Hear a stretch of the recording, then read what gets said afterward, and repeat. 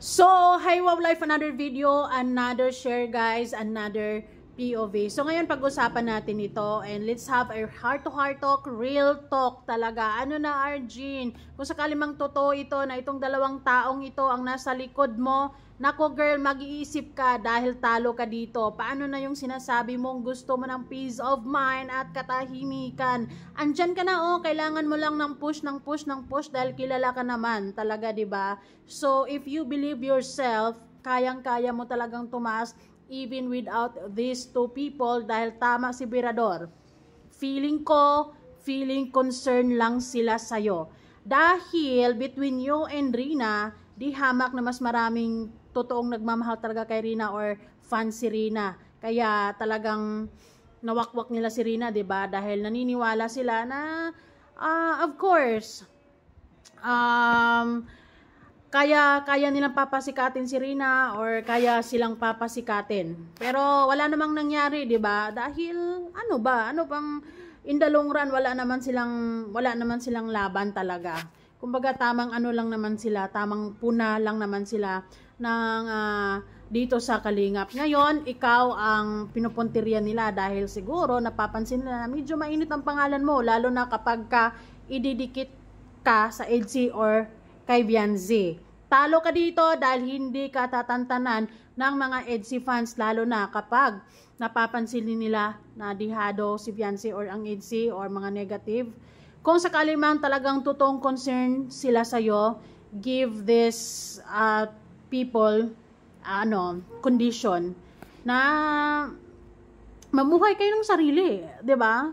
Huwag niyong iwanan niyo tuluyan ng Kalingap at huwag mong idikit yung pangalan mo kay Vianzi or gagawa kayo ng sarili yung mga vlogs, 'di ba? Gagawa kayo ng sarili yung community without mentioning Kalingap or EDC Vianzi. Dahil kung sakali mang tuluyan kang magpapaampon sa kanila at sila yung kakampihan mo, talagang hindi ka tatantanan ng mga bashers. Hindi mo ma-achieve ang katahimikan na gusto mo. 'Di ba? Hay nako, mag-isip ka ng mabuti dahil sikat ka na, kilalang kilala ka na, kailangan mo lang ng push na pagko-content. Lalo na ngayon, kung hindi ka man natutuloy sa pag-aaral mo, sigurado ako na araw-araw pwede kang mag-content and let people realize na this is new Arjin and mali kayo sa naiisip nyo sa akin. Give them a new contents na mas maganda, mas maayos. Huwag ka na mag-focus sa mga issues dahil talagang matatalo ka or ikaw lang talaga din magsasuffer at the end of the day. Ngayon, kung sakali mang itong dalawa na to ang magiging defender mo or kung sakaling ikaw o sila yung dalawa ang nasa likod mo, nako, tuloy-tuloy nilang ididikit yung pangalan mo kay Vianzi. Ipagkukumpara ka ng tuluyan diyan para tuloy-tuloy ang ang usapin. 'Di ba?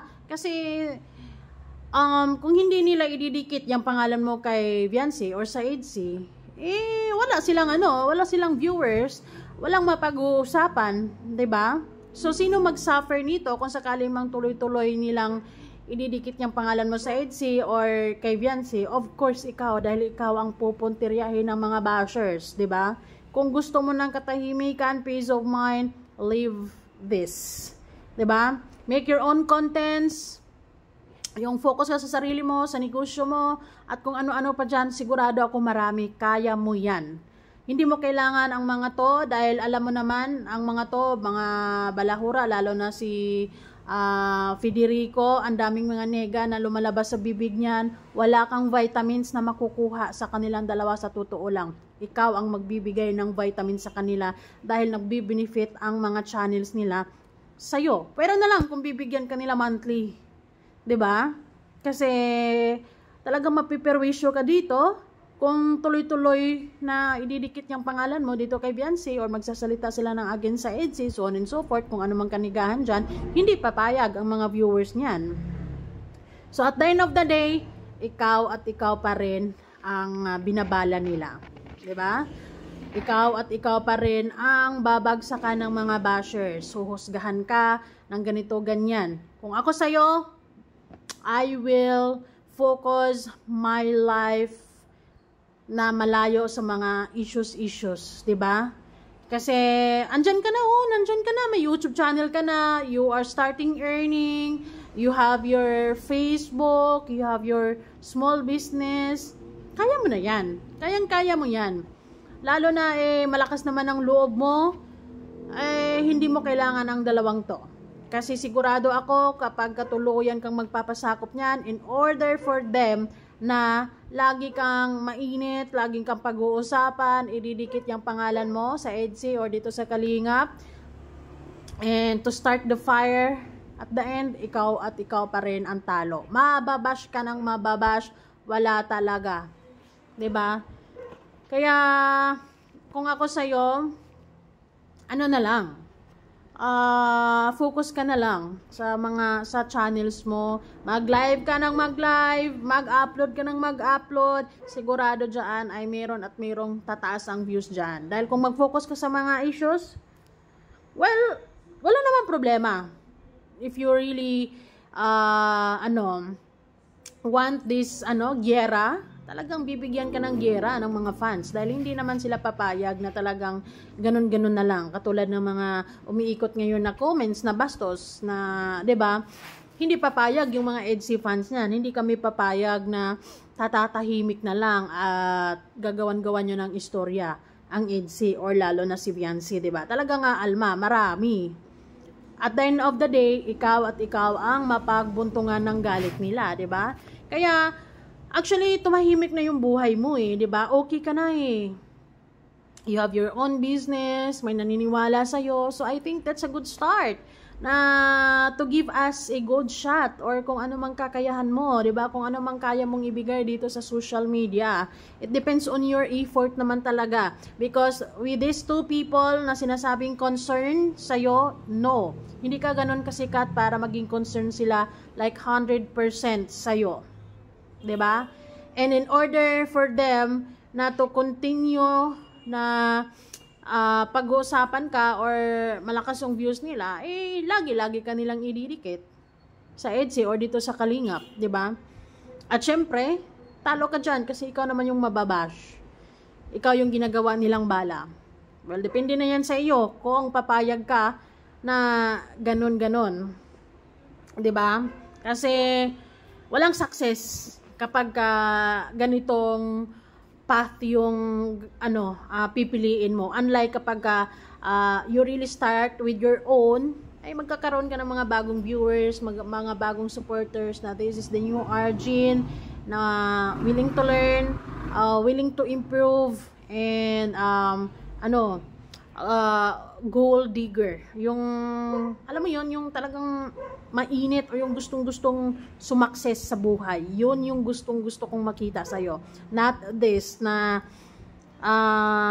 mga below the belt na comment at alam mo yon, 'di ba? You had your life na. I mean, naging maayos, naging tahimik na yung buhay mo. So, doon ka mag-start, 'di ba?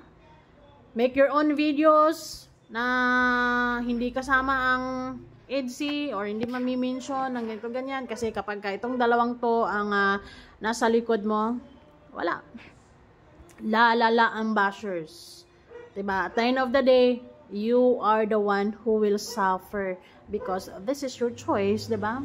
In every actions, there is equal and opposite reaction. So, if I were you, I will start my life alone, without anyone else na hindi naman sigurado na totoo kang mahal. Love yourself, and I believe na yun ang doon mag-start ang lahat. 'Di ba? You know how to make contents, ipagpatuloy mo yan. 'Di ba? And people will love you for who you are. Lalo na kung lalayo ka sa mga issues. Dahil kung lagi-lagi kang didikit sa mga issues, tako, wala. Ganon pa din. Diba? Iikot-ikot lang yan. Mabuburyo ka lang, mababaliw ka lang. Kasi hindi ka rin nila titigilan. Diba? So, start a new life. Believe yourself, love yourself.